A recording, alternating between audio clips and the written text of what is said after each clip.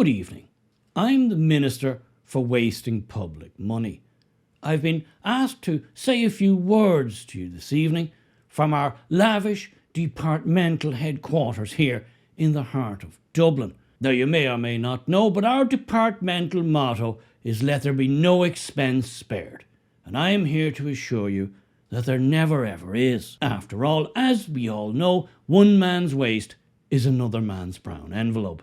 Here at the Department of Wasting Public Money, we take squandering ordinary taxpayers' cash very seriously indeed. Many people believe frittering away public funds is easy, the easiest thing in the world, in fact. I would go so far as to say it's something of an art form in and of itself. And I'm happy to report to the voting public, that this is an art form that we here in Ireland have absolutely mastered, more than most others. I firmly believe our record over the past number of years more than speaks for itself. One only has to think of such money pits, projects, as the National Children's Hospital. Well overdue, even more over budget, and well on track to become the world's most expensive ever hospital. If not the world's most expensive ever building. Take that, Taj Mahal. And who could possibly forget such other stellar projects that we have been tasked with bringing to fruition, such as the now infamous, though I would say famous, Dáil bike shelter. Surely a feat of engineering that rivals the Eiffel Tower, at least to my mind, and to many others.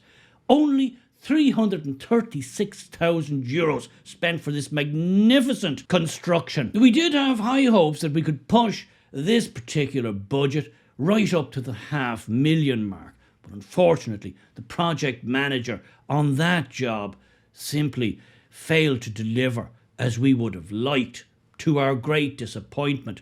You'll be all glad to know that particular employee is no longer with the department. When we set out to waste your money, we expect all of our employees to do their duty, to give their best, and to waste to the max. I'd also like to draw your attention to other notable projects that we've been deeply involved with in the recent past.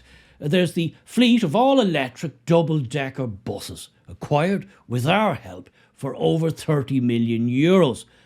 The only problem was there's nowhere to actually charge said buses, so they're still in storage to this day. A masterstroke, I'm sure you'll agree.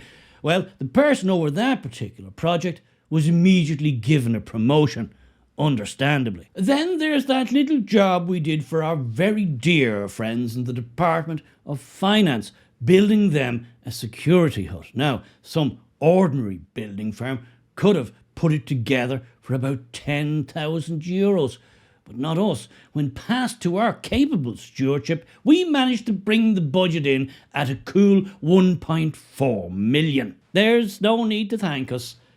You're welcome. When we were approached to oversee the purchase and installation of a new printer for Parliament buildings, we put some of our best and brightest minds straight to the task. We ensured, as is our brief, that copious and absolutely outrageous amounts of your hard-earned money was frittered away and squandered in the process. And not only was the new printer not really needed, as the previous one was working perfectly well, but we went out and managed to purchase one of the most expensive new printers that we could find. And not alone that, and I must say I take a certain sense of pride here, we managed to find a printer that was unable to fit into any of the rooms in the entire Parliament building, thus requiring even more of an overspend because the building itself had to be renovated to fit the printer in. I tell this one often at soirees and champagne cocktail outings. I have to say it always elicits a round of applause. But what have you been up to recently, I hear you ask? Well, more than you can possibly imagine.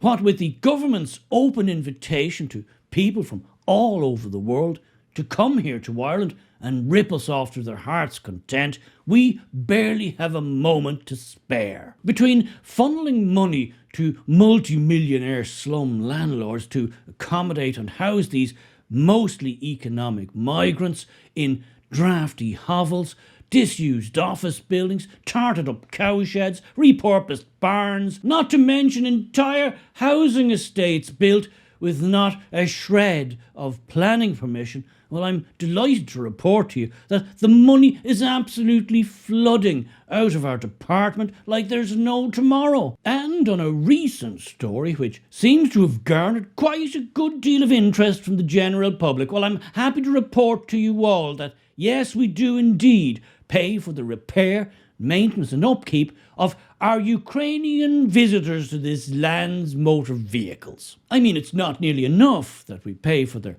accommodation, their food, their education, medical expenses, pet expenses, which is only running at a mere €1 million a month, I might add. Why would we not pay for the upkeep and maintenance of their Porsche Cayennes and Mercedes S-classes too? Yes, I know they're already not required to pay road tax or even test their vehicles for roadworthiness, or have Irish insurance, or even pay tolls at a toll booth. But I have no doubt in my mind whatsoever that the ordinary Irish hard-pressed taxpayer is more than delighted to put a new engine or a new set of tyres on a Ukrainian millionaire's one-year-old Porsche Cayenne or S-Class Mercedes. Up yours, pootler. Now, I know what you're probably all wondering, with so much wastage, with so much squandering, with so many projects to oversee at any given time,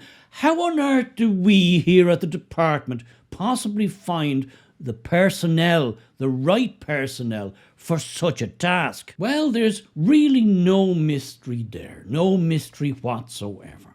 We are more than delighted to work very closely with our esteemed colleagues over at the Department of Stupidity, where we regularly second from their ranks a wide range of specialist personnel, including, but not exclusively, imbeciles, morons, dullards, half-wits, spastics, idiots, knuckleheads, dingbats, numpties, bozos, birdbrains and simpletons, with the occasional buffoon, should one become available. We were often in the habit of also hiring unhinged lunatics, but alas, the supply of that particular personnel has dried up as they've all gone into Parliament. And I'd also like to add, we give special preference to anybody who's not actually Irish. In fact, as a fully DEI compliant department, if there happens to be a non-English speaking Amazonian transsexual pygmy who can neither read or write in our language or even their language, and who also happens to walk with a pronounced limp, well, get in touch.